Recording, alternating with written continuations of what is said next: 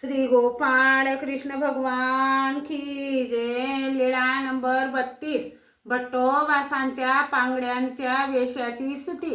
भट्टोबास भिक्षा करून गंगे काठी जेवले। जेवल्यानंतर भट्टोबासांनी राखेचा टिळा लावला, पायाला पाटे बांधले, मग पांगड्यासारखे प्रार्थना करू लागले। ओ श्री चक्रधर राया, मी दुरून आपली आठवण करणारा ब्राह्मण, हिरवी झाडे, पांढरी देवळे, क्रमत आला जी आपण पांगड्याला पाय देता, धड्याला डोळे देता, मुक्याला वाचा देता, बैऱ्याला कान देता, पंख नसणाऱ्याला पंख देता, अशी आपली कीर्ती ऐकून आलो हो श्री चक्रधर राया।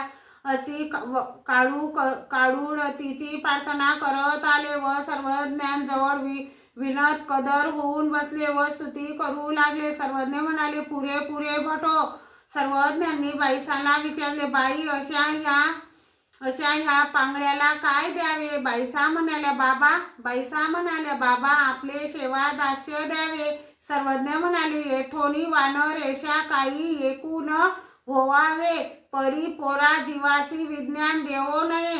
तेव्हा औसा म्हणाली, जी स्वामी जगन्नाथा, सेवा ही नागदेवाची आणि दास्यही नागदेवाचे, तरी आम्ही काय करावे जी स्वामी जगन्नाथा?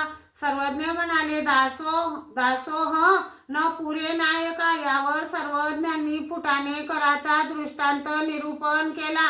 कोणी एकू फुटाणे कारू असे, तोच चणे याची बोल दे भिजती, मग एकू वाळू घाली ते फेडी, दुसरी वाळू घाली तेही फेडी, तिसरी वाळू घाली तेही फेडी। हिरवटानी कठीणत्व ये दोन्ही दोष जाती, सूर्य मुदूर तत्व हे गुण येती, कंचू कवत ठरल होय, मग गुडेसी खावेया योग्य होय। तसे परमेश्वर जीवास बोध दातृत्व करून शब्द ज्ञान देतात, अपरोक्ष ज्ञानाला योग्य करून अपरोक्ष ज्ञान देतात। तसेच सामान्य ज्ञान विशेष ज्ञान देऊन प्राप्ती योग्य करतात।